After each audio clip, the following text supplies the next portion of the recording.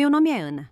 Tenho 34 anos e construí minha empresa de tecnologia do zero depois que meu irmão João me agrediu no jantar de ensaio do casamento dele, 12 anos atrás.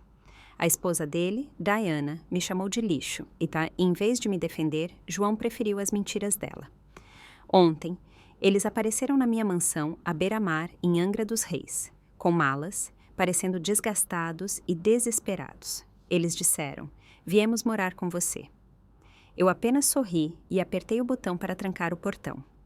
Antes de contar como meu irmão passou de me agredir para implorar na minha porta, deixe um comentário me dizendo se você já teve que se impor com a família.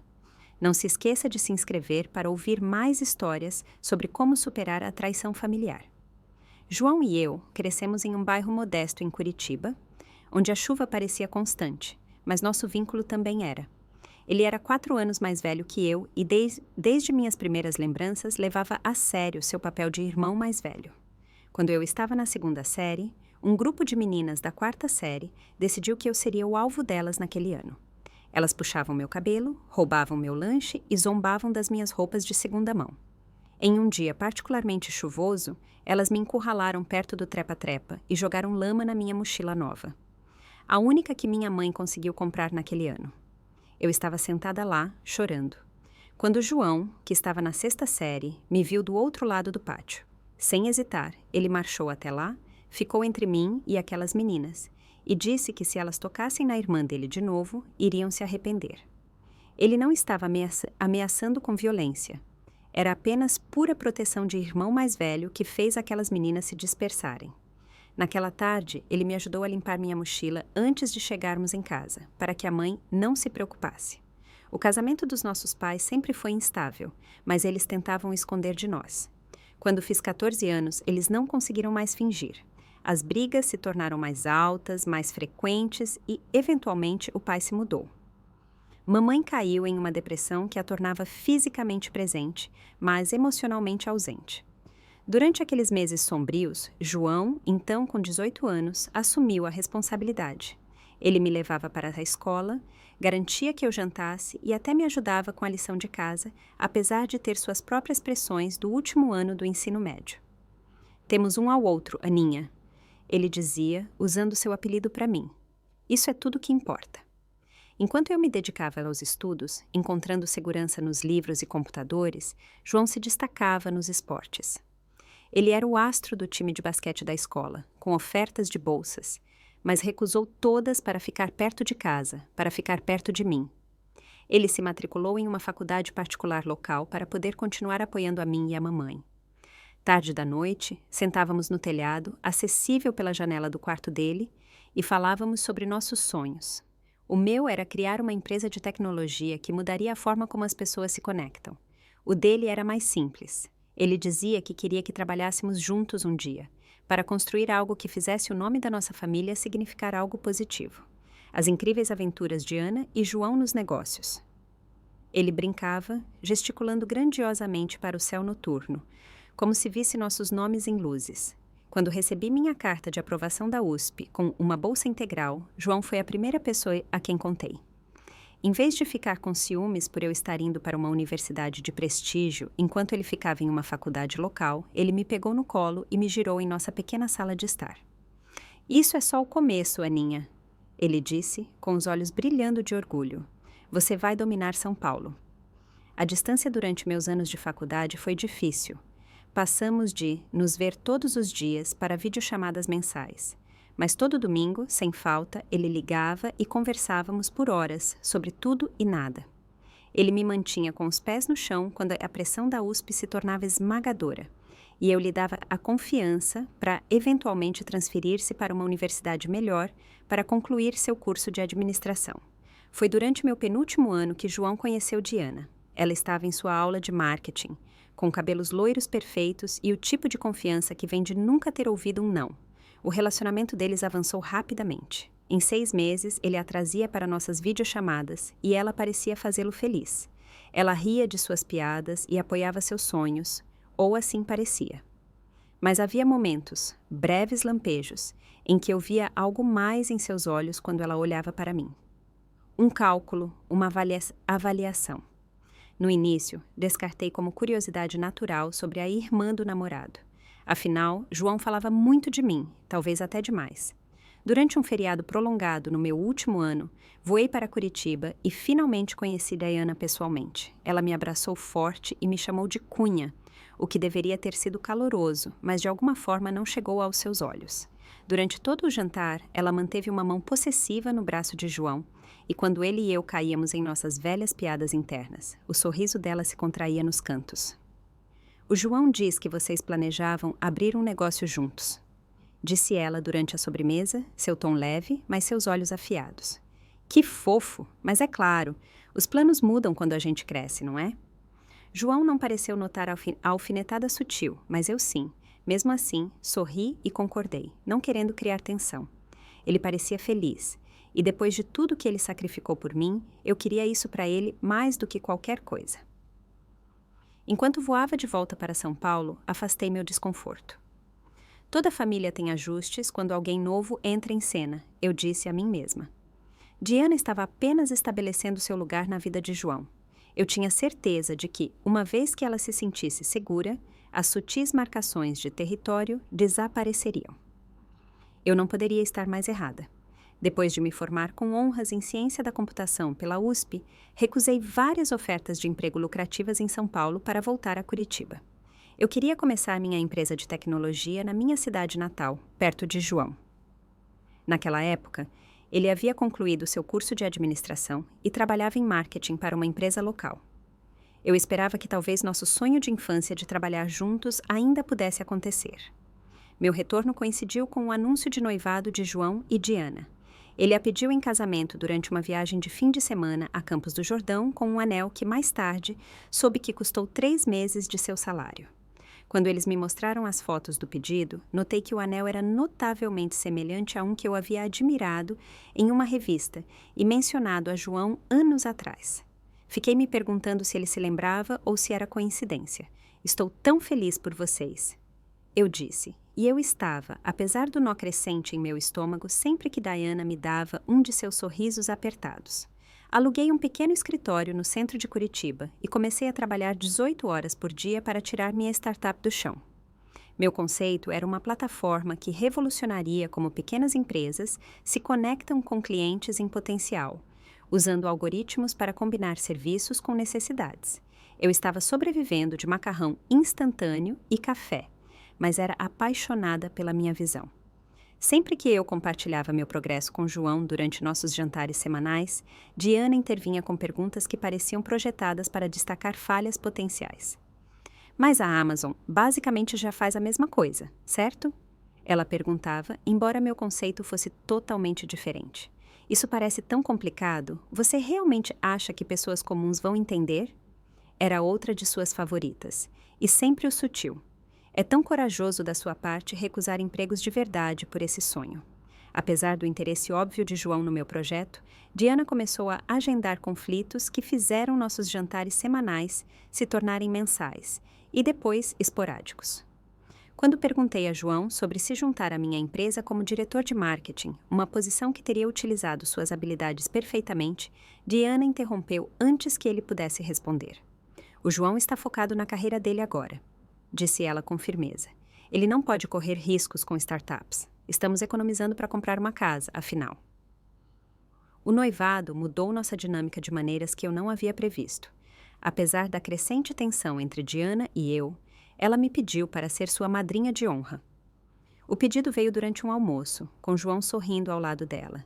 Ninguém é mais importante para o João do que você, disse ela com a voz melosa. Então, é claro que você tem que ser minha madrinha de honra. Como eu poderia recusar? João parecia tão esperançoso, tão feliz. Eu aceitei, ignorando a forma como o sorriso de Diana não chegava aos seus olhos. O que se seguiu foram 6 meses de inferno no planejamento do casamento. Todas as sugestões que eu fazia eram descartadas. O vestido de madrinha que ela escolheu para mim era deselegante de uma forma que parecia deliberada, especialmente em comparação com os vestidos das outras madrinhas. Ela agendava eventos das madrinhas quando sabia que eu tinha reuniões importantes com investidores, e depois agia desapontada quando eu não podia comparecer. Eu sinto que você não está muito animada com o nosso casamento, ela disse a João, ao meu alcance. Sua irmã mal participa de nada. Quando tentei criar um vínculo com Diana, tomando um café, só nós duas, ela passou o tempo todo no celular, respondendo com monossílabos às minhas perguntas. Após 30 minutos constrangedores, ela de repente olhou para cima. Sabe, Ana, eu sei que você e o João eram super próximos na infância. E isso é fofo, de verdade. Mas ele está começando um novo capítulo agora. Comigo. Talvez fosse bom para você focar no seu projeto e nos dar um pouco de espaço para sermos recém-casados. Fiquei sem palavras, o que ela aparentemente interpretou como concordância, porque sorriu, deu um tapinha na minha mão e saiu logo depois. Enquanto isso, minha startup estava começando a ganhar tração. Um investidor anjo local se interessou e forneceu a primeira rodada de financiamento. A revista Exame fez uma pequena reportagem sobre startups locais inovadoras, e a minha foi incluída. Eu ainda estava trabalhando sem parar, mas agora podia pagar um apartamento de verdade em vez do quartinho que eu alugava. No dia em que o artigo saiu, João ligou, animado e orgulhoso. Isso é incrível, Aninha. Eu sabia que você conseguiria. Mas no jantar de família naquele fim de semana para comemorar o aniversário da mamãe, Diana teve uma opinião diferente. É só uma pequena menção em uma revista local, disse ela com um gesto de desdém. Startups de São Paulo recebem esse tipo de cobertura todos os dias. Quando mamãe e João estavam na cozinha, Diana se inclinou para mais perto de mim. Espero que toda essa atenção não esteja subindo à sua cabeça. O João diz que você tem estado muito ocupada para ajudar com as coisas do casamento, e agora eu vejo o porquê. Algumas pessoas provam um gostinho do sucesso e de repente acham que são boas demais para as obrigações familiares. Fiquei magoada, mas tentei explicar que construir uma empresa do zero exigia um tempo e uma energia imensos. Ela apenas sorriu e disse: Claro que exige, querida. Mais tarde, soube que Diana andava dizendo a parentes que eu achava que era boa demais para eles agora, e que eu desprezava a carreira de João porque ele não tinha um diploma chique, como o da USP. Essas mentiras chegaram a mim através da minha prima, que ficou confusa com a desconexão entre a pessoa que ela me conhecia ser e a pessoa que Diana estava descrevendo. À medida que o casamento se aproximava, João tornava-se cada vez mais defensivo em relação a Diana e distante de mim. Quando tentei falar com ele sobre o crescente afastamento, ele minimizou. Ela só está estressada com o casamento, ele dizia. E você está ocupada com sua empresa. É natural que haja um ajuste acontecendo. Mas parecia mais do que um ajuste. Parecia que eu estava perdendo meu irmão, a pessoa que tinha sido minha rocha durante o divórcio dos nossos pais, a pessoa que acreditou em mim quando ninguém mais acreditava, e eu não sabia como impedir isso. Na semana anterior ao casamento, minha empresa fechou seu primeiro grande contrato com uma rede de varejo regional. Era a validação pela qual eu vinha trabalhando. A prova de que meu conceito não era apenas viável, mas valioso. Eu estava animada para compartilhar a notícia com João no jantar de ensaio. Pensei que talvez meu sucesso finalmente fizesse Diana me ver como um trunfo para a família, em vez de uma competição. Eu estava errada. Muito errada. O jantar de ensaio foi realizado em um restaurante sofisticado no bairro do Batel. Taças de cristal refletiam a luz dos lustres e rosas brancas adornavam cada mesa. Cheguei alguns minutos atrasada, vindo diretamente de uma reunião com meus novos clientes. Ao entrar, avistei João na mesa central, Diana ao seu lado, em um vestido creme que a fazia parecer angelical. Desculpem o atraso, disse eu, deslizando para o meu lugar designado, notavelmente longe de João. O trânsito estava terrível. João dispensou minhas desculpas com um sorriso, mas os lábios de Diana se contraíram.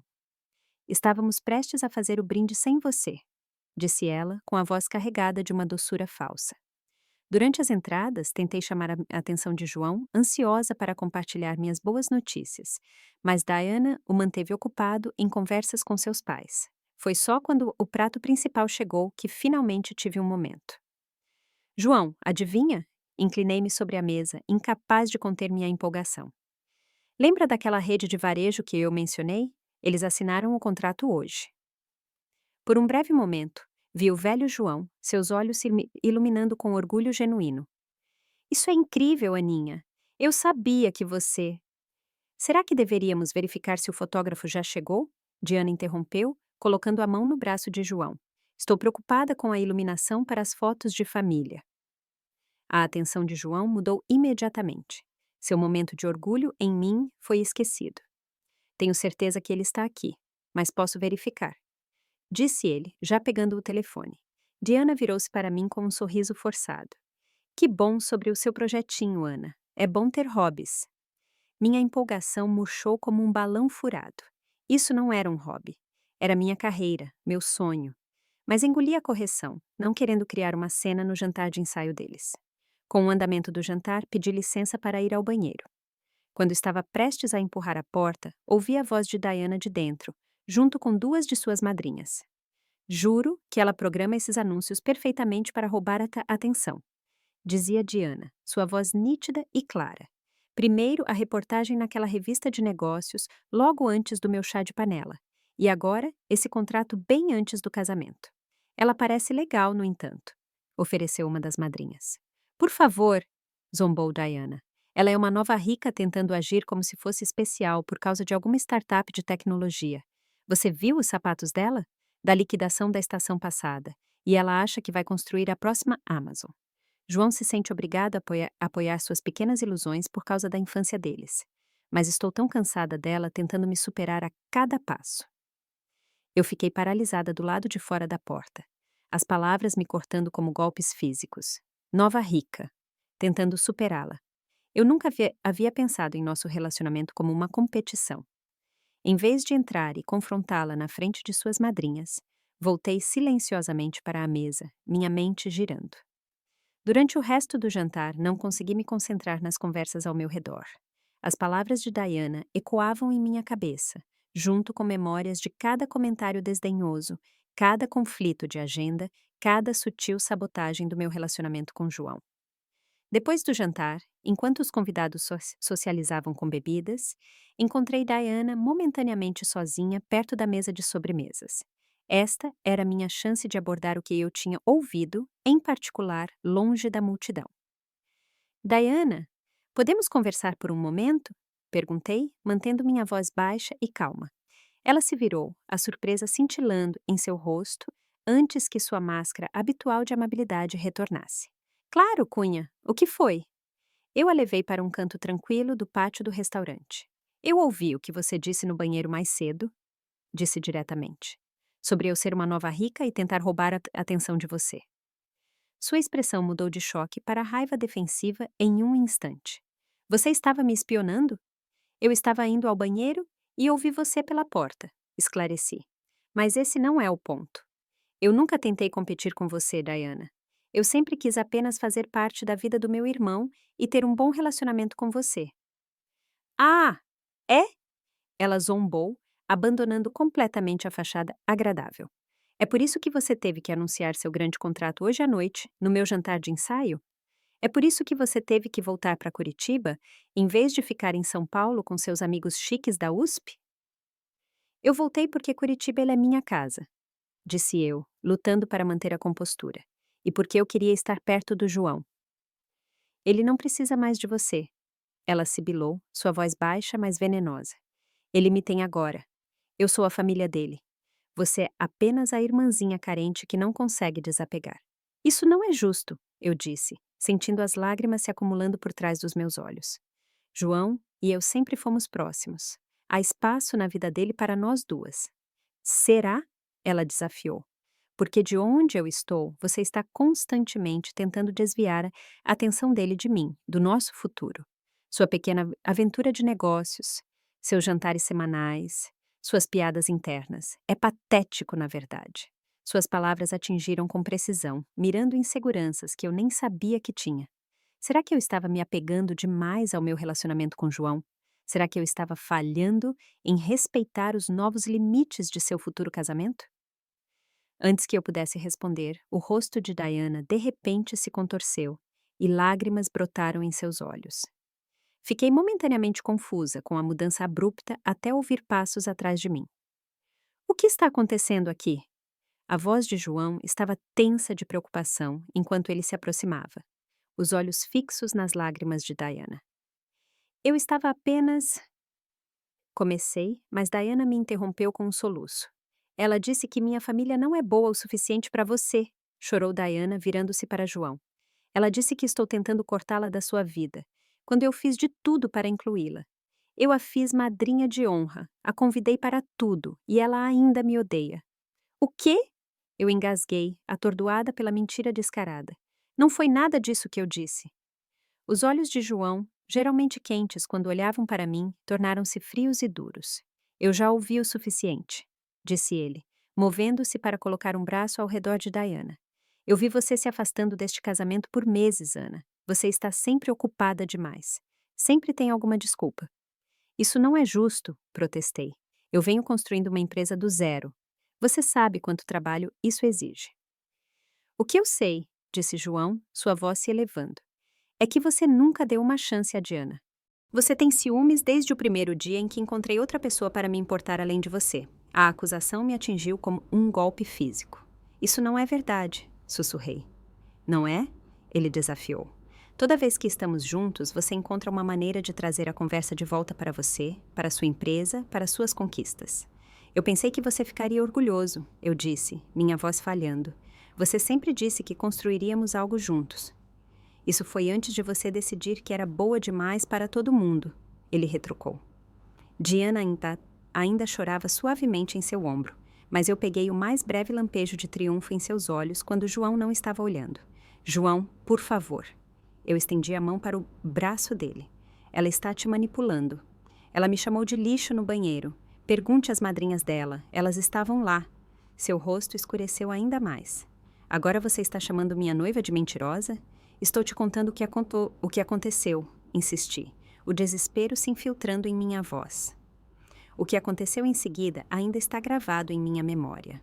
Um momento que mudou tudo entre nós. João de repente avançou, me empurrando contra a grade do pátio com força suficiente para eu tropeçar.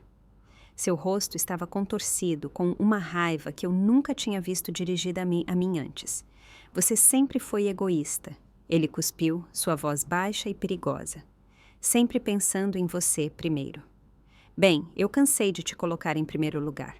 Não venha ao meu casamento. O empurrão físico foi chocante, mas suas palavras doeram muito mais.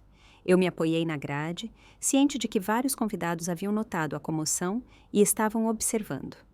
Ninguém se aproximou. Ninguém perguntou se eu estava bem. João, eu disse, minha voz mal um sussurro. Isso não é você. Você não me conhece mais, disse ele friamente, virando-se. Vamos, Diana. Vamos voltar para nossos convidados de verdade. Enquanto eles se afastavam, Diana segura sob seu braço, ela olhou para trás para mim com uma expressão que só posso descrever como vitoriosa. Naquele momento, eu soube que havia perdido meu irmão. Peguei minha bolsa com as mãos trêmulas e saí do restaurante, as lágrimas embaçando minha visão. No meu carro, enviei uma mensagem para João. Quando você estiver pronto para ouvir a verdade, estarei aqui. Eu te amo. Essa mensagem não foi respondida. E pelos próximos 12 anos também não foram todas as outras tentativas que fiz de contatar meu irmão. Na manhã seguinte, ao jantar de ensaio, acordei com os olhos inchados e uma dor no peito que parecia física.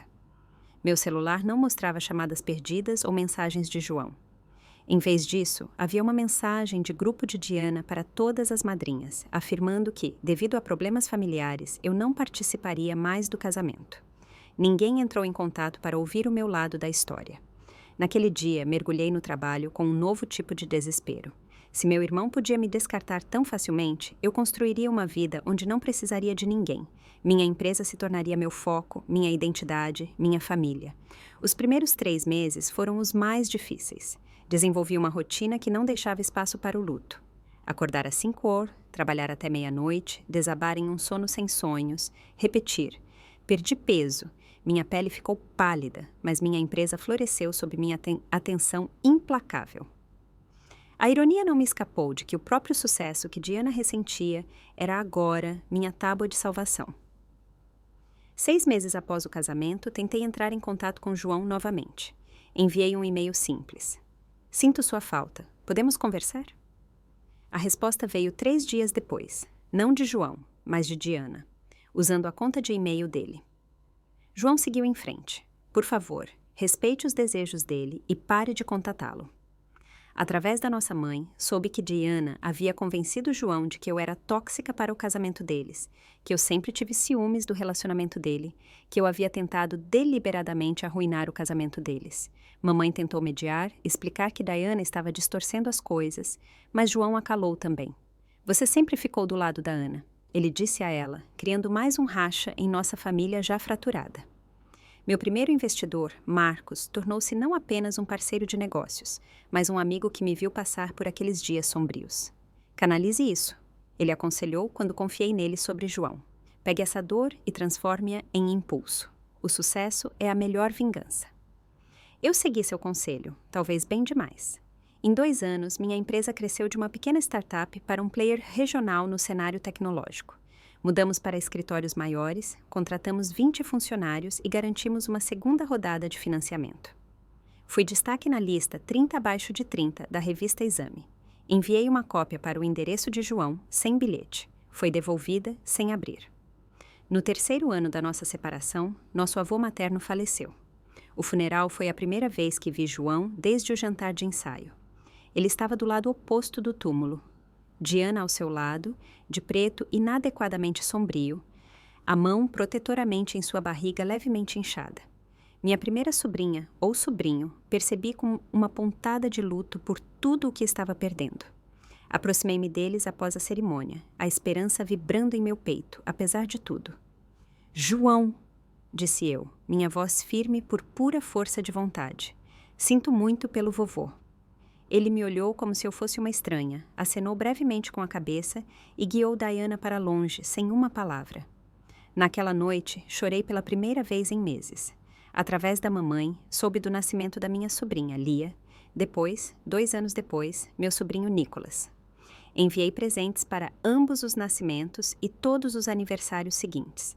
Nunca recebi um agradecimento, mas mamãe me garantiu que os presentes foram recebidos. Ele os guarda, ela me disse uma vez. Diana queria doá-los, mas ele insistiu que as crianças os guardassem. Foi um pequeno consolo, um fio minúsculo, ainda nos conectando. À medida que minha empresa continuava a crescer, tomei a decisão de expandir para São Paulo. A mudança foi em parte profissional, em parte pessoal. Curitiba guardava muitos fantasmas, muitas memórias. São Paulo oferecia novas oportunidades, novas conexões e, o mais importante, distância da lembrança constante da ausência de João. Comprei uma propriedade em Angra dos Reis, uma indulgência que surpreendeu até a mim. Era muito mais casa do que eu precisava. Uma estrutura moderna de vidro e aço empoleirada em um penhasco com vista para o Oceano Atlântico. O corretor a chamou de o sonho de qualquer anfitrião, o que era irônico, dado meu estilo de vida solitário. Mas algo na vastidão da vista para o oceano falou comigo, me fez sentir menos sozinha. O isolamento de ser cortada do meu único irmão gradualmente diminuiu à medida que construí o que os terapeutas chamam de família escolhida. Marcos e sua esposa me incluíam em suas celebrações de feriados. Minha diretora de tecnologia, Iris, tornou-se a irmã que eu não tinha mais na prática. Meu assistente executivo, Tiago, nomeou-se meu torcedor pessoal e consciência ocasional. Você precisa namorar, ele declarou 5 anos depois da minha vida em São Paulo. CEO de tecnologia bem-sucedida e linda vivendo como uma freira. É trágico. Para agradá-lo, saí em alguns encontros. Tive até um relacionamento que durou quase 2 anos com Davi, outro empresário de tecnologia que entendia minha devoção ao trabalho. Mas quando ele me pediu em casamento, percebi que não conseguia dizer sim. Ainda havia um muro ao redor do meu coração que ninguém conseguia escalar desde a traição de João. Você tem problemas de abandono. Minha terapeuta, Tra Weber, explicou durante uma de nossas sessões semanais. Seu irmão era sua principal figura de apego após o divórcio de seus pais. A reação dele desencadeou suas inseguranças mais profundas. Entender a psicologia não fazia doer menos, mas a terapia me deu ferramentas para processar a dor. Aprendi a separar as ações de João do meu valor como pessoa. Aprendi que o perdão não era sobre desculpar o que aconteceu, mas sobre me libertar do fardo do ressentimento. Ao longo desses anos, continuei a receber atualizações ocasionais sobre a vida de João através da mamãe. Sua carreira de marketing havia estagnado depois que a empresa em que trabalhava foi reduzida. Ele e Diana compraram uma casa em um subúrbio rico de Curitiba, esticando suas finanças ao máximo para manter as aparências. Lia e Nicholas estavam se tornando crianças gentis e inteligentes, apesar da influência materialista da mãe. No meu aniversário de 32 anos, recebi um convite de conexão no LinkedIn de João. Meu coração acelerou enquanto eu aceitava, esperando que pudesse ser o primeiro passo para a reconciliação. Mas nenhuma mensagem se seguiu, nenhuma explicação para os 12 anos de silêncio. Apenas uma conexão digital que não significava nada no mundo real, onde importava. No ano seguinte, mamãe me disse que João e Diana estavam com dificuldades financeiras. O mercado imobiliário havia entrado em crise, a hipoteca deles estava com valor negativo e João havia sido preterido para uma promoção 2 vezes. Ofereci ajuda anonimamente através da mamãe, mas ela disse que João recusou, seu orgulho ainda intacto mesmo, enquanto sua vida desmoronava. Diana ainda fala de você às vezes, mamãe disse durante uma de nossas ligações semanais. Ela acompanha sua empresa nas notícias. Acho que ela está com inveja e impressionada com o que você construiu. Eu havia construído algo impressionante. Minha empresa havia crescido para mais de 300 funcionários em 3 escritórios. Tínhamos aberto o capital no ano anterior, me tornando multimilionária no papel. Fui destaque na Forbes e apareci na CNN Brasil discutindo o futuro da IA em aplicações para pequenas empresas. Na superfície, eu tinha tudo. Mas o sucesso é um consolo frio em feriados e aniversários. Ele não liga quando você está doente ou se lembra de suas piadas internas. Não compartilha memórias de infância ou sabe exatamente o que dizer quando você está triste. À medida que me aproximava dos meus 30 e poucos anos, eu havia alcançado profissionalmente mais do que jamais sonhara ser possível. Mas a ausência de João ainda parecia um membro fantasma. Ausente, mas de alguma forma ainda doendo. Então, ontem aconteceu, virando de cabeça para baixo tudo o que eu pensava que sabia sobre encerramento e perdão. Ontem começou como qualquer outra terça-feira. Acordei às 5h30, nadei 40 voltas na minha piscina de borda infinita com vista para o oceano. Depois, me instalei no meu escritório em casa para as videochamadas matinais com nossos clientes da costa leste. O sol da manhã entrava pelas janelas do chão ao teto, projetando padrões geométricos em meu espaço de trabalho minimalista. Às 10h, eu havia limpado meus e-mails mais urgentes e estava revisando uma nova proposta de aquisição quando meu sistema de segurança apitou com um alerta. Visitantes no portão principal piscou na tela do meu tablet, acompanhado por um feed de vídeo. Quase derrubei minha xícara de café quando vi quem estava lá. João, parecendo mais velho e desgastado, sua estrutura antes atlética agora um pouco flácida na cintura. Ao lado dele, Diana, seu cabelo loiro, perfeito agora com mechas estratégicas de caramelo para esconder os grisalhos, seu sorriso tenso e forçado. E atrás deles, 2 crianças que eu só tinha visto em fotos enviadas pela mamãe.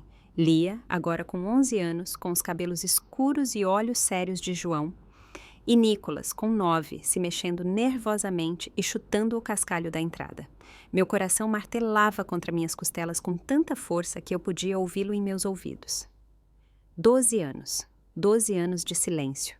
E agora eles estavam no meu portão como se tivessem todo o direito de estar ali. Minha mão pairou sobre o botão do interfone. Eu poderia fingir que não estava em casa.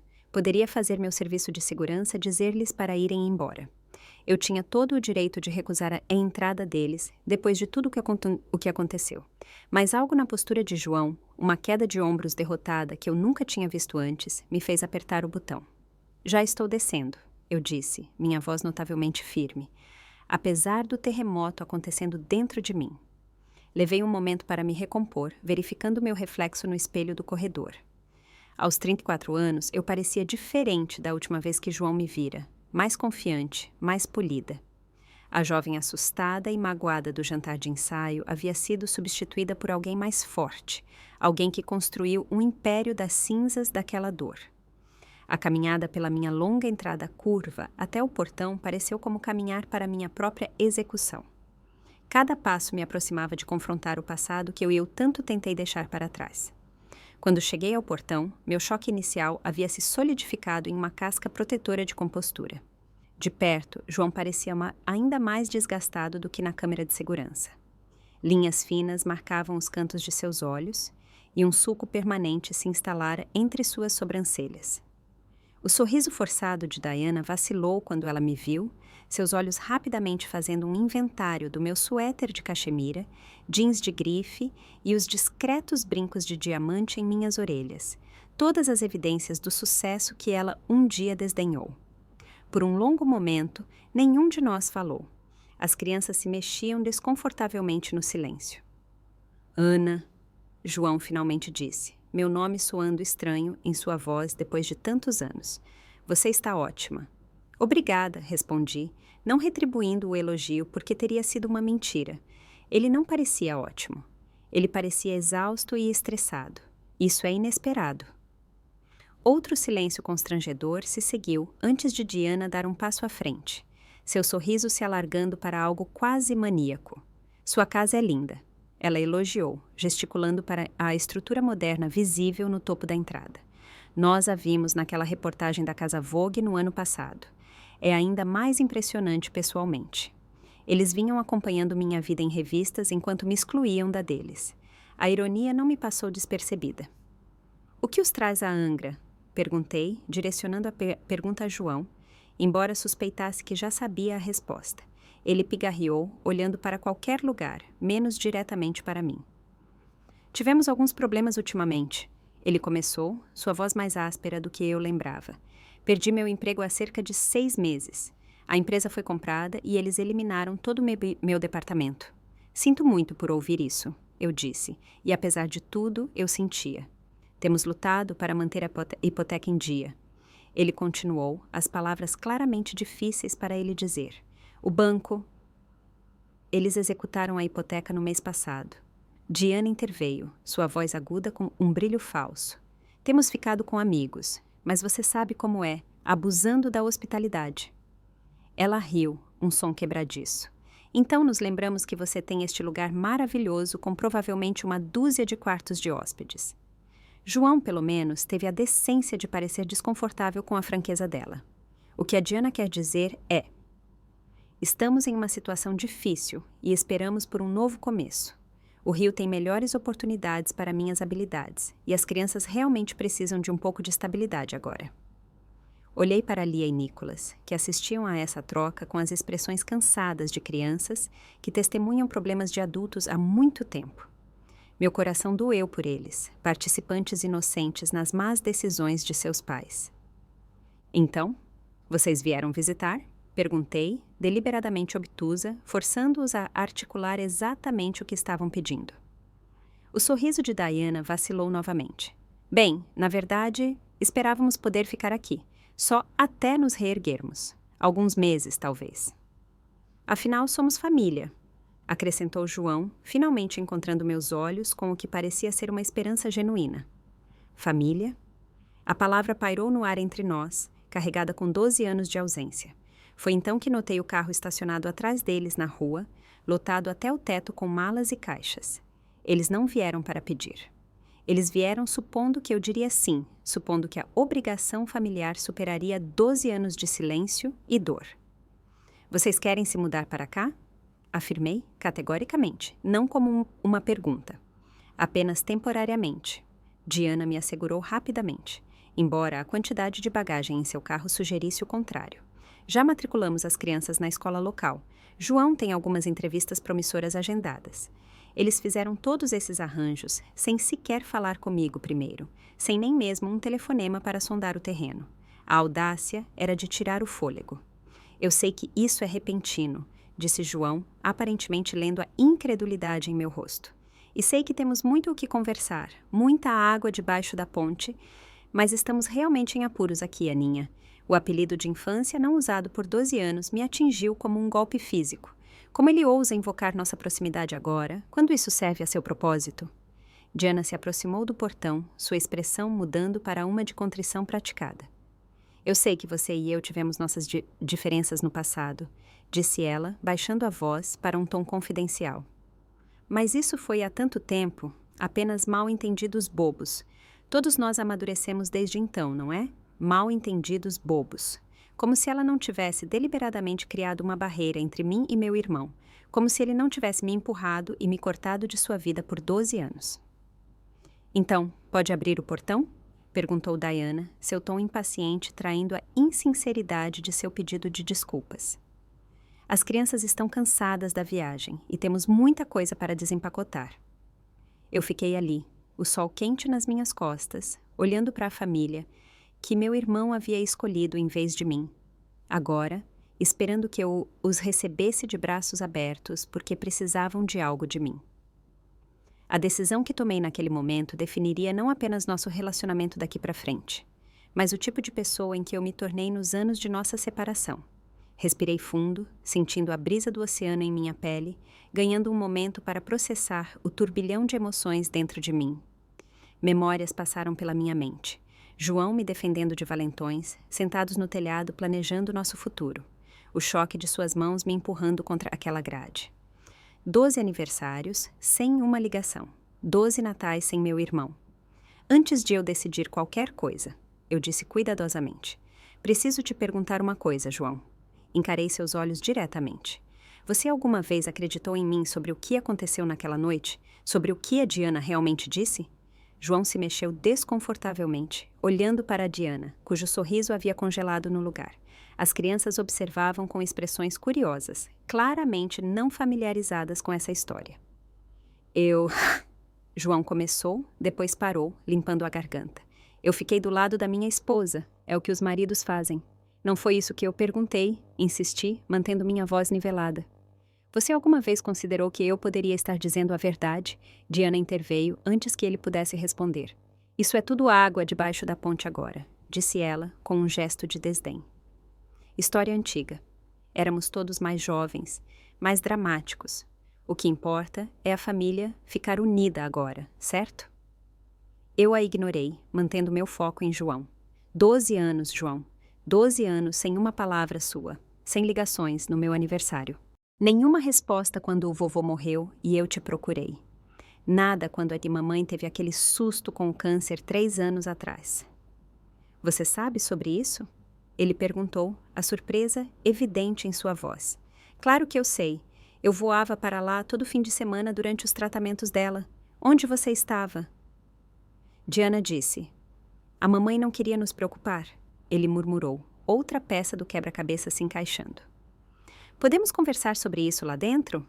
Diana interrompeu, gesticulando em direção à casa. Está quente aqui fora e as crianças estão com sede. Eu a encarei friamente. Não, acho que precisamos ser muito claros sobre as coisas antes de prosseguirmos. Voltei-me para João. Você me empurrou. Você me chamou de egoísta. Você me cortou da sua vida completamente porque sua esposa lhe disse que eu disse algo que nunca disse. João teve a decência de parecer envergonhado. Sinto muito se você se sentiu magoada com isso. Ele ofereceu, o pedido de desculpas tão fraco quanto tardio. Se eu me senti magoada? Repeti, incrédula. Eu não me senti magoada, João. Eu fui magoada pelo meu irmão, a pessoa em quem eu mais confiava no mundo. As pessoas cometem erros. Diana interveio, seu tom se aguçando. Você vai guardar rancor para sempre? É esse o tipo de pessoa que você se tornou sozinha em sua casa grande e chique? A acusação poderia ter me atingido uma vez, mas eu passei horas demais em terapia para ser manipulada por ela agora. Isso não é sobre rancor, eu disse calmamente. Isso é sobre responsabilidade e limites. Nicholas puxou a manga do pai. Pai, vamos morar aqui ou não? Ele perguntou, a franqueza da infância cortando a tensão adulta. Sua pergunta me levou ao ponto de decisão que eu vinha me aproximando desde que os vi na minha câmera de segurança. Que tipo de pessoa eu me tornei? Eu era alguém que viraria as costas para a família necessitada. Mesmo a família que me magoou profundamente. Ou era alguém que poderia superar a dor do passado para oferecer ajuda? A resposta veio a mim com uma clareza surpreendente e senti um sorriso se formar em meus lábios. Não o sorriso tenso e forçado que Diana usava, mas uma expressão genuína de paz com minha decisão. Eu não vou abrir minha casa para vocês. Eu disse simplesmente. A boca de Diana se abriu. Como é que é? Vocês me cortaram de suas vidas por 12 anos. Continuei, minha voz firme. Vocês não podem simplesmente aparecer agora, sem nem mesmo um telefonema, e esperar se mudar porque é conveniente para vocês. Mas somos família, João protestou fracamente. Família se respeita, contrapus. Família se escuta, família não desaparece por 12 anos e depois retorna apenas quando precisa de algo. A falsa amabilidade de Diana evaporou completamente. Então é isso? Você vai nos deixar sem teto por causa de um rancor antigo. Muito maduro, Ana. Eu não disse que não vou ajudar vocês, esclareci. Só não vou convidá-los para morar comigo. Isso não seria saudável para nenhum de nós, dada a nossa história. João parecia confuso. Então, o que você está dizendo? Eu pagarei por um apartamento mobiliado por 6 meses, eu disse, e vou conectá-lo com alguns contatos que podem ter oportunidades de emprego.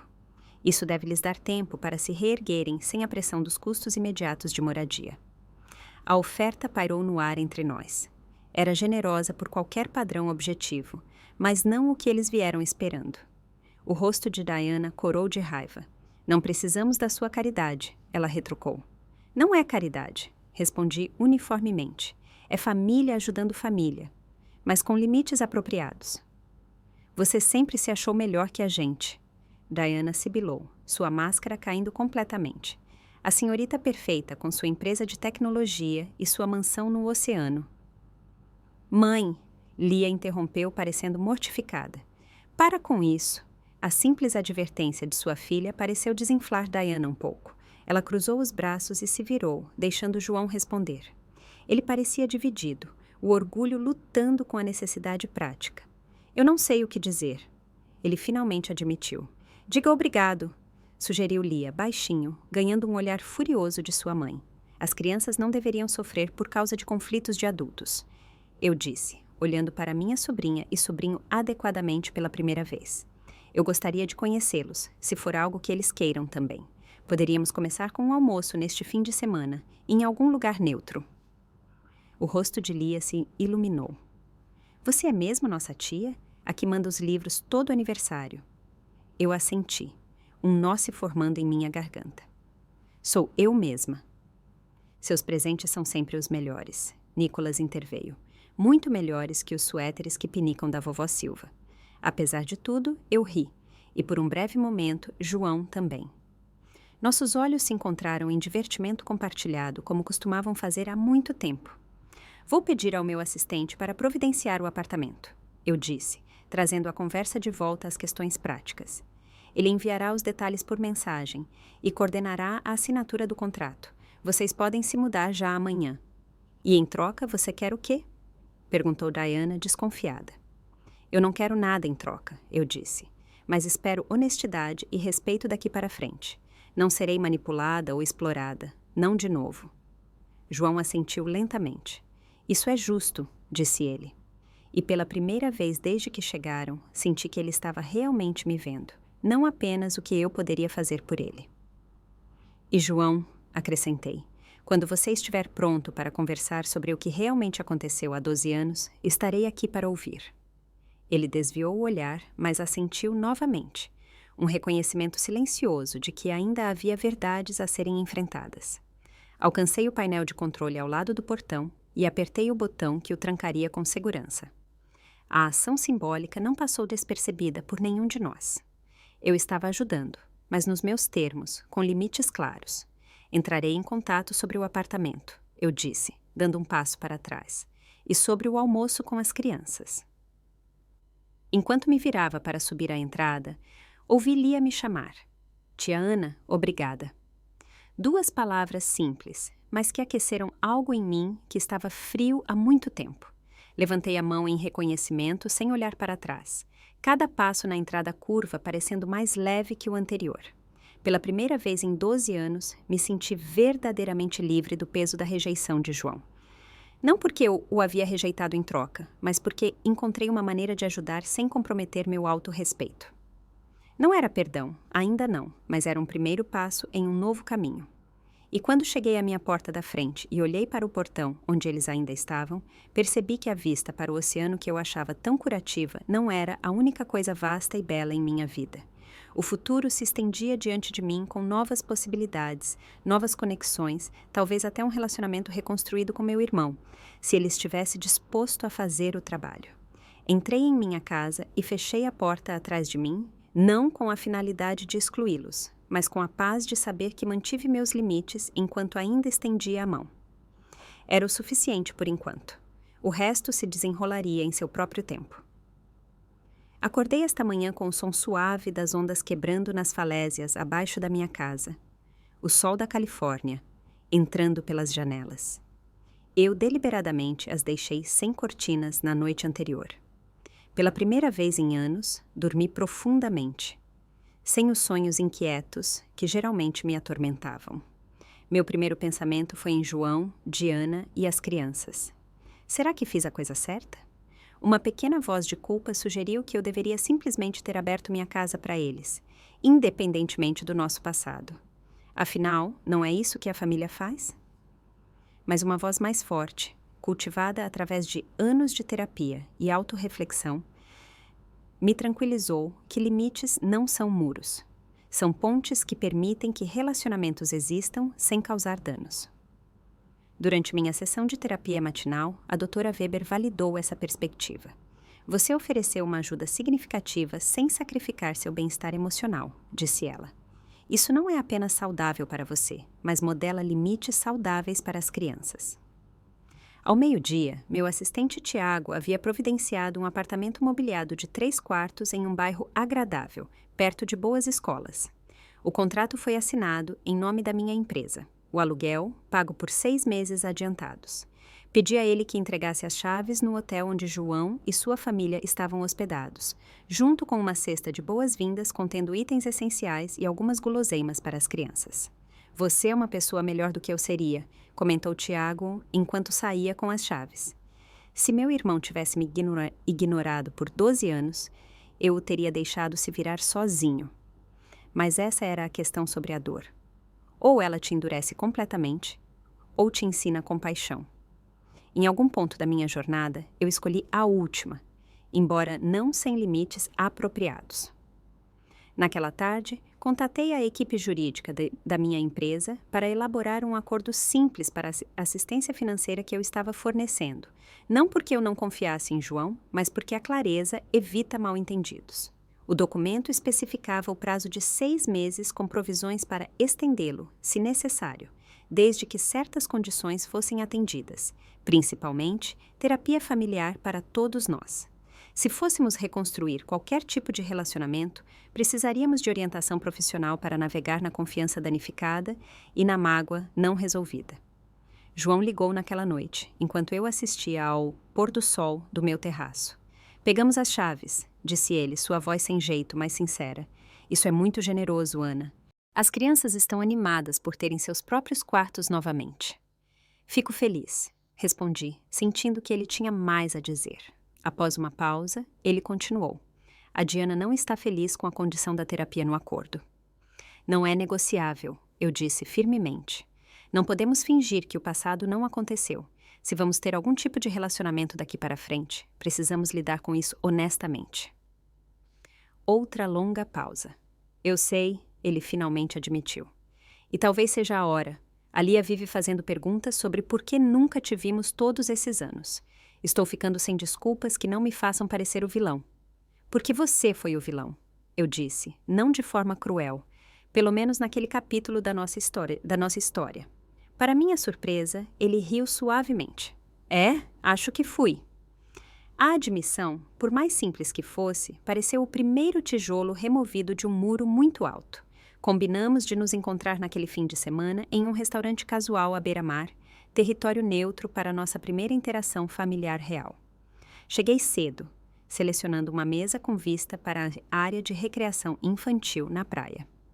Quando eles chegaram, Lia me viu imediatamente e correu, enquanto Nicholas ficou para trás com seus pais, avaliando a situação com olhos cautelosos, que me lembravam tanto de João naquela idade. Você realmente construiu uma empresa inteira sozinha? Perguntou Lia, deslizando para o assento ao meu lado sem hesitação. Eu tive ajuda, eu lhe disse, honestamente. Ninguém constrói nada significativo completamente sozinho. O almoço foi constrangedor, mas não insuportável. Diana manteve uma polidez rígida que eu reconheci como sua versão de tentar, enquanto João oscilava entre uma jovialidade forçada e uma reflexão sombria. As crianças, no entanto, foram um encanto, curiosas, engraçadas e refrescantemente diretas da maneira que só as crianças conseguem ser. "Por que você e o papai pararam de se falar?" perguntou Nicholas entre as mordidas de seu hambúrguer, fazendo com que tanto João quanto Diana ficassem visivelmente tensos. Olhei para João, dando-lhe a oportunidade de abordar isso, de iniciar a conversa honesta que precisávamos ter. "Eu cometi um erro", disse ele após um momento, surpreendendo-me com sua franqueza. "Eu acreditei em algo que não era verdade, e magoei muito sua tia. Às vezes, os adultos erram e depois é difícil consertar as coisas porque o orgulho entra no caminho." Diana encarou o prato, os nós dos dedos brancos ao redor do garfo, mas ela não o contradisse. "Mas vocês estão consertando agora, certo?" perguntou Lia, olhando entre nós com olhos esperançosos. "Estamos tentando", eu disse, oferecendo-lhe um sorriso. "É para isso que serve o dia de hoje." As semanas seguintes trouxeram uma série de pequenos passos à frente. Nossa primeira sessão de terapia familiar foi tensa, com Diana inicialmente resistente em reconhecer seu papel no afastamento. Mas o terapeuta, Dr. Almeida, era hábil em criar um espaço seguro para verdades difíceis. Eu tinha ciúmes. Diana finalmente admitiu durante nossa terceira sessão. "João falava de você constantemente, Ana. Como você era inteligente, como vocês dois sempre foram próximos. Eu sentia que estava competindo com um fantasma e não sabia como vencer." "Então, você decidiu eliminar a competição", eu disse, não como uma acusação, mas como uma constatação. Ela assentiu, com lágrimas nos olhos. "Nunca pensei que chegaria a esse ponto. Eu só queria ser a primeira na vida dele, e então tudo saiu do controle, e estávamos tão envolvidos que não parecia haver um caminho de volta." A jornada de João para a total responsabilidade levou mais tempo. Em nossa sessão individual, o Dr. Almeida o ajudou a explorar a raiz de seu comportamento. "Acho que eu tinha medo", ele confessou, "que se admitisse que estava errado sobre aquela noite, teria que enfrentar que joguei fora nosso relacionamento por nada. Era mais fácil continuar acreditando que o problema era você." À medida que outubro se transformava em novembro, nossa dinâmica familiar começou a mudar. Diana encontrou trabalho como gerente de escritório em uma clínica médica local. João, com a ajuda de minhas conexões na indústria, conseguiu uma posição em uma empresa de marketing especializada em clientes de tecnologia. As crianças se adaptaram à nova escola, fazendo amigos e se ajustando à vida no Rio. Nossos jantares de família semanais passaram de restaurantes para minha casa, embora João e sua família mantivessem sua residência separada, mesmo após os 6 meses iniciais que eu havia financiado. A independência foi boa para eles, reconstruindo sua confiança e autossuficiência. A mudança mais profunda veio quase imperceptivelmente. Uma noite em abril, enquanto limpávamos os pratos do jantar, Diana me abordou na cozinha. "Tenho ido à minha própria terapeuta", disse ela baixinho, entregando-me um prato para colocar na lava-louças. "Ela está me ajudando a entender por que me sentia tão ameaçada por você. Tem a ver com minhas próprias questões familiares, sentir que nunca fui boa o suficiente." Ela respirou fundo. "Eu sinto muito de verdade, Ana. O que eu fiz foi cruel e manipulador, e você não merecia isso. O pedido de desculpas, feito sem plateia ou agenda, pareceu genuíno de uma forma que suas tentativas anteriores não pareceram. Obrigada", eu disse simplesmente. "Isso significa muito." Quando o Natal chegou, quase um ano após sua aparição inesperada no meu portão, havíamos estabelecido um novo tipo de relacionamento familiar. Não a proximidade inquestionável que João e eu compartilhamos na infância, mas algo mais maduro, construído sobre respeito mútuo e confiança duramente conquistada. Eu organizei a ceia de Natal em minha casa com João e sua família, Marcos e sua esposa, Iris, Tiago e até minha mãe, que voou de Curitiba. Ao olhar ao redor da mesa para essa mistura de parentes de sangue e família escolhida, senti uma profunda gratidão pela jornada que nos trouxe até aqui. Depois do jantar, João e eu demos um passeio pelo caminho ao lado do penhasco que margeava minha propriedade. A noite estava clara, o oceano se estendendo infinitamente diante de nós, muito parecido com o novo capítulo que estávamos escrevendo. "Você se lembra de quando sentávamos no telhado e planejávamos nosso futuro?" Ele perguntou, olhando para o horizonte. Lembro, sorri. As incríveis aventuras de Ana e João nos negócios. Ele riu. E aqui está você, a CEO de sucesso, exatamente como sempre planejou. Aqui estamos nós dois, corrigiu. Caminhos diferentes do que imaginávamos, mas conseguimos. Ele ficou quieto por um momento. Senti sua falta, Aninha. Todos os dias, por 12 anos. Senti sua falta mesmo quando era teimoso demais para a admitir. Eu também senti sua falta, admiti. Mas acho que talvez precisássemos desse tempo separados para nos tornarmos as pessoas que somos agora. Não tenho certeza se teríamos apreciado esta segunda chance se tivesse vindo muito facilmente. Enquanto voltávamos para La Casa, onde luzes quentes brilhavam contra o crepúsculo que se aproximava, refleti sobre a longa jornada desde aquela noite dolorosa, no jantar de ensaio, até este momento de reconciliação pacífica. A mágoa não havia desaparecido completamente. Algumas cicatrizes nunca desaparecem totalmente, mas não definia mais nosso relacionamento. Impor-se não significa fechar seu coração. Limites não são barreiras. Eles são a base sobre a qual relacionamentos saudáveis são construídos. Perdoar não é esquecer. É escolher criar algo novo a partir dos pedaços quebrados do passado. Ao nos reunirmos com nossos entes queridos, encontrei o olhar de Lia do outro lado da sala. Ela sorriu, uma expressão genuína tão diferente das que sua mãe antes forçava, e eu sorri de volta, grata por este presente inesperado de renovação. Família não é apenas com quem nascemos. É também quem escolhemos nos tornar e quem escolhemos perdoar quando a jornada se complica. E às vezes, os portões que trancamos não são para manter as pessoas de fora para sempre, mas para garantir que quando elas entrarem em nossas vidas, o façam com respeito pelos limites que nos mantêm inteiros. Você já teve que se impor com a família, mas ainda assim encontrar uma maneira de amá-los? Compartilhe suas experiências nos comentários abaixo. E se esta história ressoou com você, por favor, curta, inscreva-se e compartilhe com alguém que possa precisar ouvir que estabelecer limites e oferecer perdão não são mutuamente exclusivos. Obrigada por ouvir minha jornada. E lembre-se, às vezes a coisa mais corajosa que podemos fazer é sorrir e trancar o portão até estarmos prontos para abri-lo em nossos próprios termos.